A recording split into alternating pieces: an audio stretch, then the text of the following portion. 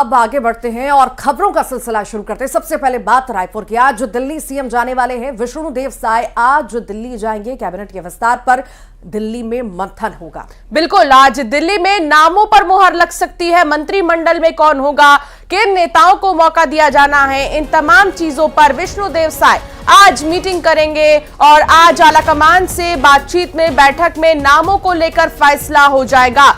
आपको बता दें कि कैबिनेट विस्तार पर आज मुहर लग जाएगी और वो दिन दूर नहीं जब नामों का ऐलान भी हो जाएगा।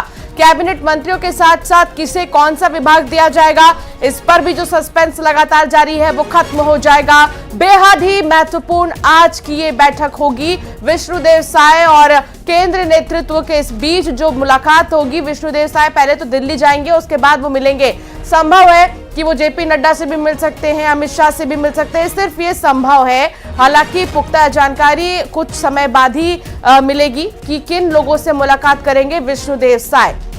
बेहद खास आज का दिन, कैबिनेट विस्तार होना है और ऐसा लग रहा है जल्द अब इंतजार खत्म होने वाला है, चूंकि सब इंतजार कर रहे हैं कि आखिर कैबिनेट में कौन कौन से नाम ऐसे शामिल होंगे जिन पर मुहर जो है बीजेपी लगाने वाली है। क्या वही चेहरों को फिर से मौका, पुराने चेहरों को मौका, या फिर से नए चेहरों को मौका दिया जाएगा? हालांकि ये तो देखने वाली बात होगी, पर मंथन जो है, मंथन जरूर होगा। दिल्ली में ये मंथन होगा, 2-4 राउंड की बैठकें होंगी और उसके बाद मुहर लगा दी जाएगी। और ऐसा भी संभव है कि आज मुहर लग जाए और आज ही नाम सामने आ जाए कि आखिर किसके खाते में कौन सा विभाग गया है और किस पर भरोसा जताया गया है मंत्री पद के लिए, तो देखना होगा। हालांकि कयास ऐसे भी लगाए जा रहे हैं कि सभी मंत्रियों के नाम सामने नहीं आएंगे, सभी विभागों का डिसीजन आज नहीं होगा, कुछ विभागों का डिसीजन लिया जाएगा। और खबरों में आगे बढ़ेंगे, बात करेंगे बीजेपी के वरिष्ठ नेता रामविचार नेताम, जो कि प्रोटेम स्पीकर बना दिए गए हैं। विधानसभा का सत्र 19 से 21 दिसंबर के बीच होगा। इस दौरान नेताम नव निर्वाचित यानी जो नए विधायक हैं उनको शपथ दिलाएंगे। विधानसभा के अफसर शीतकालीन सत्र की तैयारी में जुट चुके हैं। नेताम आज प्रोटेम स्पीकर पद की शपथ लेंगे और इसके बाद आगे विधायकों को शपथ दिलाएंगे। बेहद खास ये जिम्मेदारी रामविचार नेताम को दी गई है। दिग्गज हैं, अनुभवी नेता हैं, बड़ी जिम्मेदारी उनके कंधों पर अब डाली गई है और अब जो है उनकी शपथ लेने की बारी है। साथ ही साथ उसके बाद नए विधायक जो हैं उन्हें वो शपथ दिलाएंगे।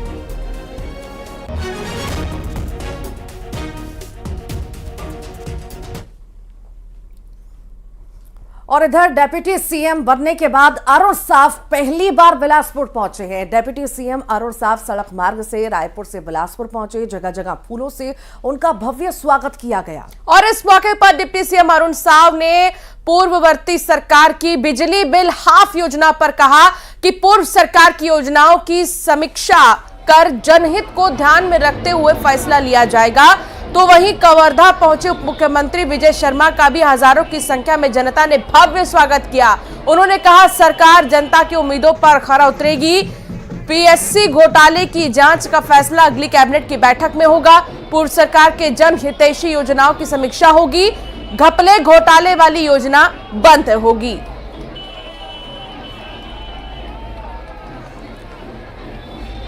तो पहली बार बिलासपुर पहुंचे हैं साहब और पहली बार पहुंचने पर उनका ऐसे भव्यता के साथ स्वागत किया गया उनके समर्थकों द्वारा, आसपास के लोगों द्वारा। ये तस्वीरें आपके सामने। विस्तार ये मुख्यमंत्री जी का विशेषाधिकार है और निश्चित समय पर कैबिनेट का विस्तार माननीय मुख्यमंत्री जी करेंगे। इसका निर्णय अगली कैबिनेट में होगा, आप अगली कैबिनेट तक प्रतीक्षा कर लें। कौन सी योजना? बिजली हाफ बंद हो जाएगा, बिजली हाफ नहीं होगा। छत्तीसगढ़ विधानसभा के पूर्व अध्यक्ष चरणदास महंत को विधानसभा में कांग्रेस विधायक दल का नेता और नेता प्रतिपक्ष बनाया गया है। और पार्टी के राष्ट्रीय महासचिव केसी वेणुगोपाल ने यह आदेश जारी कर दिया है। वहीं दीपक बैज कांग्रेस के प्रदेश अध्यक्ष बने रहेंगे। भूपेश बघेल ने ट्वीट कर चरणदास महंत को बधाई दी। आपको बता दें कि 2018 में कांग्रेस शासनकाल में चरण दास महंत विधानसभा अध्यक्ष थे। 2023 में उन्होंने सख्ती विधानसभा से चुनाव जीता। बीजेपी के खिलावन साहू को उन्होंने 12,395 वोट से हराया। महंत के राजनीतिक करियर की शुरुआत मध्य प्रदेश विधानसभा से हुई। वो 1980 में पहली बार विधायक बने थे। 1993 से 98 के बीच वो मध्य प्रदेश सरकार में मंत्री भी रहे। 1998 में लोकसभा के लिए चुने गए महंत 2006 से 2008 तक छत्तीसगढ़ प्रदेश कांग्रेस कमेटी के अध्यक्ष भी रहे और इसके बाद 2009 में वो 15वीं लोकसभा के लिए भी चुने गए। महंत ने मनमोहन सिंह सरकार में खाद्य प्रसंस्करण उद्योग मंत्रालय के राज्य मंत्री के रूप में कार्यभार संभाला। जिम्मेदारी मिली है, इसके लिए मैं सबसे पहले हमारी नेता सोनिया जी का आभार व्यक्त करना चाहता हूँ। हमारे अध्यक्ष महोदय खड़गे साहब का आभार व्यक्त करना चाहता हूँ। राहुल जी ने विश्वास किया, इसके लिए उनका आभार व्यक्त करना चाहता हूँ।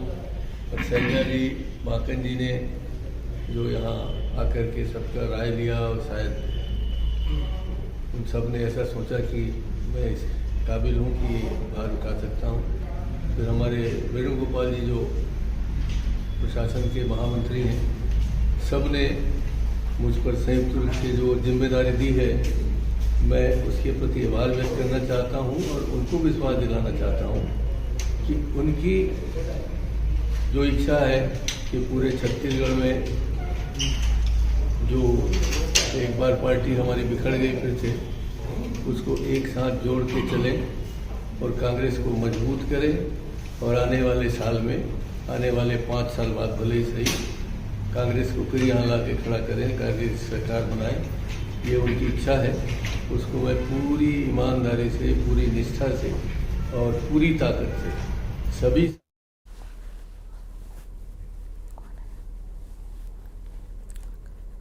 और ज्यादा जानकारी के लिए सहयोगी हमारे साथ आकाश माफ कीजिएगा तनु वर्मा जुड़ेंगी, जानकारी देंगी। तनु, बड़ा बदलाव कांग्रेस में किया गया है। करारी हार के बाद कहीं ना कहीं कांग्रेस को बदलाव की जरूरत भी बहुत ज्यादा थी, क्योंकि आगामी चुनावों को देखते हुए ये बदलाव आखिर कितना कारगर साबित होगा, जरा जानकारी दीजिए। हालांकि बहुत अनुभवी नेता है चरणदास महंत, जो उनके कंधों पर जिम्मेदारी डाली गई है, क्या लगता है निर्वहन वैसा कर पाएंगे?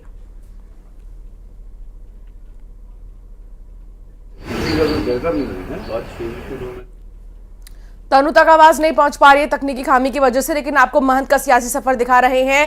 काफी ज्यादा अनुभव महंत का, और आप देखिए कि किस तरीके से उन्होंने शुरुआत की और राजनीति में रुचि उनकी बहुत पहले से ही थी और सांसद भी रह चुके हैं 3 बार के, अविभाजित एमपी में विधायक और मंत्री भी वो रहे हैं। तो एक बड़ा अनुभव, लंबा अनुभव, और आने वाले चुनाव के लिए देखना होगा कि आखिर किस तरीके से महंत का रोल और अहम होगा।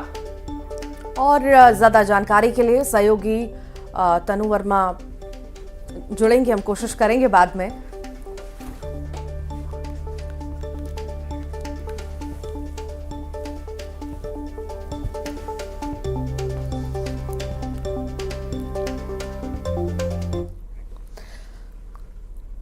तो कांग्रेस में हार के बाद हाहाकार मचा हुआ है। कांग्रेस कलेश कम होने का नाम नहीं ले रहा है। तो कांग्रेस में कलेश लगातार चल रहा है। कांग्रेस नेता हार के बाद ही अपने ही नेताओं पर सवाल उठा रहे हैं। कई पूर्व विधायकों ने दिल्ली कूच कर दिया है। ये रिपोर्ट के जरिए देखिए।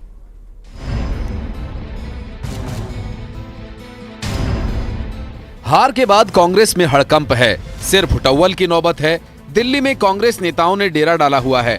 पूर्व एमएलए और कांग्रेस से निकाले गए नेता विनय जायसवाल ने केसी वेणुगोपाल से मुलाकात की। उन्होंने बताया कि वेणुगोपाल से विधायकों के टिकट काटे जाने पर चर्चा हुई। साथ ही उन्होंने बताया कि वेणुगोपाल ने बोला कि छत्तीसगढ़ कांग्रेस के रणनीतिकारों ने एआईसीसी का सर्वे नहीं होने दिया। केसी वेणुगोपाल जी से आज हमने पूरे पूर्व विधायकों के साथ एक डेलीगेशन मिला और उनसे छत्तीसगढ़ में जो करारी हार कांग्रेस पार्टी की हुई है उसके संबंध में अपनी बातों को रखा, अपने बिंदु को रखा। सबसे आश्चर्यजनक बात ये थी कि जो दिल्ली का जो सर्वे थे, आईसीसी का सर्वे था, उसको ही वहाँ के जो रणनीतिकार थे उन्होंने नहीं होने दिया। ये वेणुगोपाल जी ने हम लोगों को बताया। आदरणीय रेणु गोपाल सर से हम लोगों ने मिलकर जब बताया कि सर वहां छत्तीसगढ़ में हार का सबसे बहुत बड़ा कारण था जो 22 विधायकों की टिकट काट दी गई और वो सीटें आपके हाथ से भाजपा के पास चली गई, और हमको ये लोगों को ये बताया गया कि आप लोगों के सर्वे में रिपोर्ट सही नहीं आया है। कांग्रेस के पूर्व महामंत्री ने हार को लेकर कुमारी शैलजा और दीपक बैज को चिट्ठी लिखी है, जिसमें उन्होंने अपने ही नेताओं पर निशाना साधते हुए चिट्ठी में लिखा कि जो हार के कारणों के लिए जिम्मेदार हैं, उन्हीं के साथ चुपचाप मीटिंग कर ली गई। नेता प्रतिपक्ष चयन की औपचारिकता भी आप लोगों ने पूरी कर ली। दिल्ली के नेताओं के लिए छत्तीसगढ़ पर्यटन का हब और मौज मस्ती का केंद्र बन गया है। पार्टी के मंच में एक समीक्षा बैठक की बात कही है, और निश्चित तौर पर ये जो बात मैंने कही है, पार्टी का आम कार्यकर्ता जो सोच रहा है, पार्टी का आम कार्यकर्ता जिस पीड़ा से गुजर रहा है, जिस आक्रोश को झेल रहा है और जो उसके मन में चल रहा है, वही बात मैंने कही है पत्र के माध्यम से। और ये समीक्षा बैठक काफी पहले हो जानी थी। लोगों को इस बात का भी रोष है कि आपने दिल्ली में बैठक कर ली, क्या बातें हुई, क्या तथ्य हुआ, बगैर कोई कार्यकर्ता के मन की बात जाने आपने वहां क्या तथ्य प्रस्तुत कर दिया। निश्चित तौर पर बैठक यहाँ होनी चाहिए, उसकी समीक्षा होनी चाहिए, फिर एक कंक्लूजन निकाल के हल निकलना। तो हार के बाद कांग्रेस में हाहाकार मची हुई है। नेता एक दूसरे पर आरोप लगा रहे हैं। कुछ पूर्व विधायकों ने दिल्ली में डेरा डाला हुआ है और वरिष्ठ नेताओं से मिलकर शिकायत कर रहे हैं। Bureau report, news 18 Madhya Pradesh Chhattisgarh.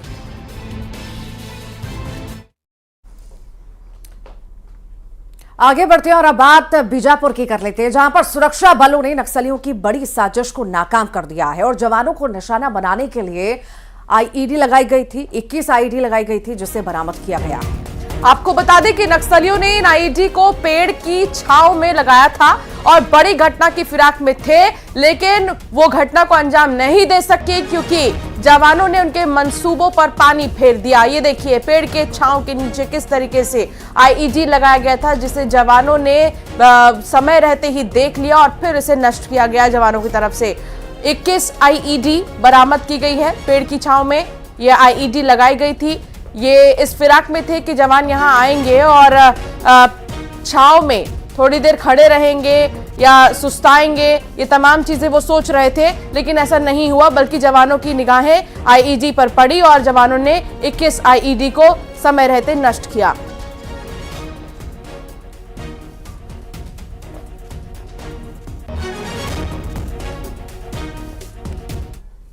आज दिनांक 16 दिसंबर को नवीन स्थापित कैंप पालनार से बीडीएस बीजापुर की एवं बीडीएस सीआरपीएफ 222 की संयुक्त टीम रवाना हुई थी, जिसका उद्देश्य पालनार से सावनार के मध्य निर्माणाधीन सड़क का डिमाइनिंग का कार्य करना था।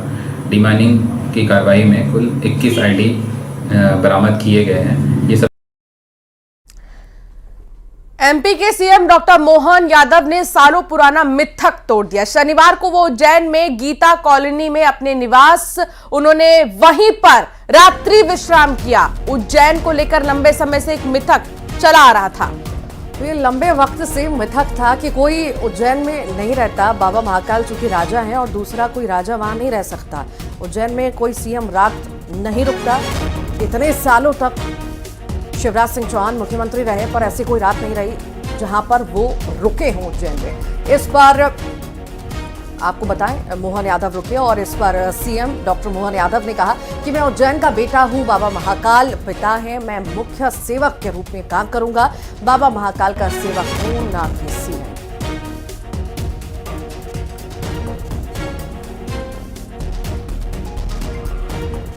हम तो सब बेटे हैं उनके, क्यों राहत नहीं देंगे?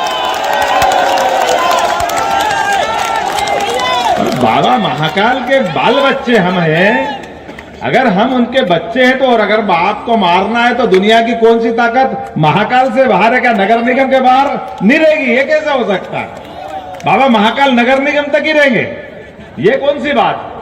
ब्रह्मांड में कहां कोई बच सकता है? बाबा महाकाल ने अगर टेढ़ी निगाह कर ली तो बाबा तो जन्म देने वाले हैं, आशीर्वाद देने वाले हैं। इसलिए बाबा ने कहा डरो मत, तुम्हारे उज्जैन में ही दे देता हूं तो झंझट ही खत्म। हाँ नहीं अपन खुश है कि अपन लाए। उनने कहा लाए नहीं दादा, मैं तो तुमको दे रहा हूं।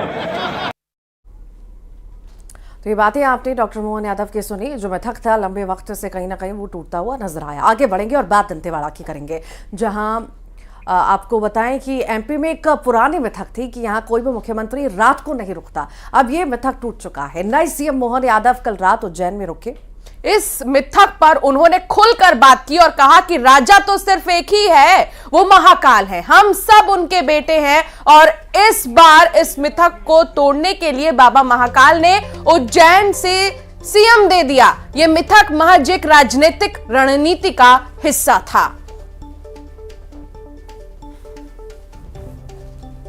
अपनों से मिलकर आपकी एनर्जी भैया देखो ये एनर्जी आपकी दोगुना हो गई। मोहल्ले का आनंद रहता है, ये बात सही है। हम सब परिवार में पहले इन्हीं के बीच बड़े हुए तो स्वाभाविक रूप से उनका उत्साह उमंग रहती है। मुझे इस बात की प्रसन्नता है कि 7-7.5 घंटे आपका रोड शो चला, वही एनर्जी, लोगों का वही उत्साह उज्जैन की सड़कों में नजर आ रहा है, एक जन सैलाब देखने को मिला। जी जी बिल्कुल सही बात है। लोगों का प्रेम है माननीय मोदी जी की, एक तरह से भाजपा के प्रति जो उनने एक ऊंची उड़ान कराई है, जो देश में सरकार की लोकप्रियता बनी है, जनता का उत्साह उमंग वो देख करके बता रहा है कि सब भाजपा से जुड़ चुके हैं। और उसी का यश है कि सरकार प्रचंड बहुमत से प्रदेश की बनी है और देश की भी बनेगी। गीता कॉलोनी से जब आप गए थे तब विधायक थे, मुख्यमंत्री बनकर आए हैं, पिता का आशीर्वाद लेने आए आप।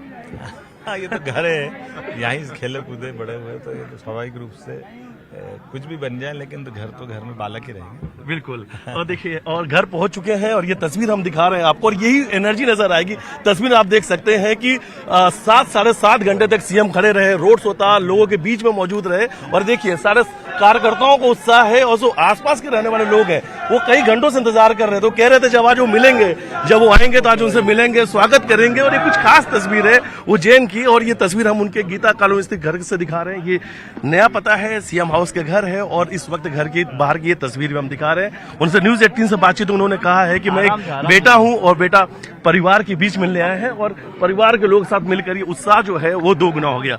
वीडियो जर्नलिस्ट संजय बुआ के साथ मिथिलेश गुप्ता, न्यूज 18 उज्जैन। तो आप देख रहे थे मोहन यादव जो मिथिलेश से बातचीत कर रहे थे। मिथिलेश हमारे साथ जुड़ गए हैं। मिथिलेश, कल आपने मुख्यमंत्री मोहन यादव से बातचीत की, जो कहते हैं कि उज्जैन के वो बेटे हैं, परिवार है उज्जैन उनका, और बाबा महाकाल उनके पिता समान है। वो मिथक जो कई सालों से चला आ रहा था उसे तोड़ दिया मोहन यादव ने। जी बिल्कुल सही कहा आपने कि जो मिथक कई सालों से चला आ रहा था उसे मुख्यमंत्री डॉक्टर मोहन यादव ने तोड़ दिया। कल रात को 12:30-1 बजे हम यहीं मौजूद थे। इस वक्त भी मैं गीता कॉलोनी में सीएम हाउस के बाहर ही मौजूद हूं, और जब रात को हम यहाँ पे मौजूद थे तो हर लोगों के बीच में एक ही सवाल चर्चा का विषय बनी हुई थी, क्या सीएम आज रात यहीं रुकने वाले हैं? तो उन्होंने कहा मैं यहीं रुकूंगा, मैं उज्जैन का बेटा हूं और भगवान बाबा महाकाल पिता है। तो पिता है वो बाबा महाकाल और मैं बेटा हूं और सेवक हूं, उज्जैन का सेवक हूं, और बाबा महाकाल ने मुझे ये अवसर दिया है कि मैं मध्य प्रदेश की सेवा कर सकूं, उज्जैन का विकास कर सकूं, और इसलिए मैं उज्जैन में ही रहूंगा क्योंकि मैं उज्जैन का बेटा हूं। और उन्होंने बताया कि ये जो पूरी घटना है, जो पूरी मिथक है, वो एक रणनीति का हिस्सा थी, और उस रणनीति को उन्होंने बताया कि आखिर वो घटना क्या थी, किस वजह से ये मिथ्या चली आ रही थी। उन्होंने सब कुछ बताया कि आखिर ये जो मिथ्या है कि कोई भी सीएम उज्जैन नहीं रुकते हैं, वो क्यों नहीं रुकते हैं, वो मिथ्या कहां से चली आई, हर घटना को उन्होंने जिक्र किया। उन्होंने कहा कि ये कुछ नहीं है, जब 1812 में यहां से ग्वालियर राजधानी गई तो उस वक्त में एक ये रणनीति का हिस्सा था, एक रणनीति की घटना थी, और जिसको लेकर ये अफवाह फैलाया गया था कि यहां पर कोई भी सीएम नहीं रुक सकता है। और इस मिथिलेश, सिर्फ सीएम की बात ही नहीं है यहाँ पर, इतने लंबे अंतराल से, इतने ज्यादा सालों से हम देखते आ रहे हैं, सिर्फ सीएम की बात नहीं है, पीएम भी यहाँ पर कभी नहीं रुके हैं। चाहे किसी भी पीएम की हम बात करें, जो कि पंडितों का यही कहना रहता था कि नहीं यहाँ पर नहीं रुक सकते, एक ही राजा यहाँ पर रह सकता है। पर जब इस बार पंडितों का ये कहना आया, जब मोहन यादव भी पहुंचे थे कि नहीं वो उज्जैन के बेटे हैं तो वो रुक सकते हैं, कोई दिक्कत नहीं है, ये भी बड़ी बात है। हाँ जी बिल्कुल सही कहा उन्होंने कहा इस बात को कि मैं उज्जैन का बेटा हूं, मेरा जन्म उज्जैन में हुआ है, इसलिए मैं यहाँ पे रुक सकता हूं, क्योंकि एक बेटे को मुख्यमंत्री बनने का अवसर खुद बाबा महाकाल के आशीर्वाद से मिला है। ये उन्होंने मुझे मौका दिया है कि मैं उज्जैन का, मध्य प्रदेश का विकास कर सकूं, तो एक बेटे को बड़ा मौका दिया गया है। और मुख्यमंत्री के नहीं, मैं एक सेवक के तौर पर मध्य प्रदेश में जनता की सेवा करूंगा, विकास कार्य करूंगा, और बाबा महाकाल ही राजा है, हम सेवक हैं और सेवक उज्जैन में रुक सकते हैं। और मेरा जन्म भी उज्जैन में हुआ है, इसलिए आज रात को जेल में रुकूंगा। बाकायदा वो अपने घर गीता कॉलोनी पहुंचे और यहीं उस वक्त रुके। ये घर के बाहर की तस्वीर मैं आपको दिखा रहा हूं। ये सीएम सुरक्षा गार्ड जो है वो आपको घर के बाहर नजर आएगा। और ये गीता कॉलोनी जो सीएम हाउस है, सीएम हाउस का नया पता जो है वो गीता कॉलोनी है। और देर रात तक लोग यहाँ पर जो आसपास के रहने वाले जो कॉलोनी के लोग हैं वो यहाँ पर मौजूद नजर आए। काफी उत्साह था नए सीएम से मिलने के लिए। नए सीएम के घर पहुंचे थे, देर रात तक उनका स्वागत चलता रहा और यहीं पे उन्होंने कहा कि मैं तो यहीं रुकूंगा और बेटा अपने घर आया है और अपने घर पे ही रहेगा। बहुत बहुत शुक्रिया मिथिलेश जानकारी को साझा करने के लिए। इसी बीच आपको एक बार और वो बयान सुनवाते हैं डॉक्टर मोहन यादव ने आखिर क्या कुछ कहा इस पूरे मिथक को लेकर। जाने अनजाने पता नहीं हमारे अपने उज्जैन में कोई घटना हुई तो एक राजनीतिक घटना जरूर महाराज सिंधिया जी ने करी थी। बाबा है ना यहाँ मौजूद, क्या थी बाबा पॉलिटिकल घटना कि कोई कारण से राजधानी ले जाना थी यहाँ से ग्वालियर। तो ग्वालियर राजधानी ले जाने में इच्छा तो नहीं थी, लेकिन महाराज जी चले गए, शांत हो गए। दौलत राव जी सिंधिया साहब के समय 1812 में राजधानी गई। तो उनने क्या समीकरण बनाया, एक तो राजधानी ले गए, दूसरा धीरे से एक मंत्र फूंक गया कि भैया यहाँ राजा रात नहीं रहेगा तो परिवार ही नहीं पड़ गया, कोई आएगा ही नहीं दूसरा कब्जा करने के लिए। ये थी उनकी राजनीतिक रणनीति। तो आप मोहन यादव को सुन रहे थे। उन्होंने ये कहा कि एक बहुत बड़ा मिथक टूटा है और साथ ही राजनीति का हिस्सा थी ये सारी चीजें, लेकिन उसको भी हमने किसी तरह ऋतु उन्होंने कहा कि हमने खारिज कर दिया है। वाकई लंबे वक्त से सिलसिला चला आ रहा था जी। और 18 साल तक शिवराज सिंह चौहान भी रहे, पर कभी ऐसा मौका नहीं हुआ कि जब वो उज्जैन में रुके या पीएम ने भी दौरा किया तो ऐसा कभी नहीं हुआ कि पीएम भी वहां पर रुके। आगे बढ़ते हैं और बात दंतेवाड़ा की कर लेते हैं, जहां सुरक्षा बलों ने सर्चिंग अभियान चलाया और इसी दौरान माओवादी बुधू मंडावी को गिरफ्तार किया। तोड़मा मंगनार पहाड़ी पर घेराबंदी कर मंडावी को जवानों ने दबोचा है। मंडावी कई घटनाओं में शामिल रहा है। बड़ी मात्रा में नक्सली पोस्टर भी बरामद हुए हैं। देखिए ये लंबे समय से पुलिस को इसकी तलाश थी और कई मामले इस पर दर्ज हैं। नक्सली बैनर पोस्टर भी बरामद हुए हैं इसके पास से। घेराबंदी कर इसे गिरफ्तार किया गया है। कई वारदातों में ये शामिल रह चुका है।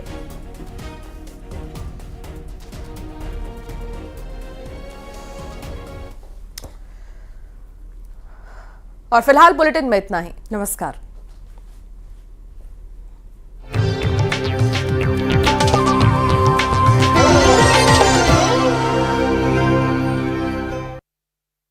ट्रस्ट करने से पहले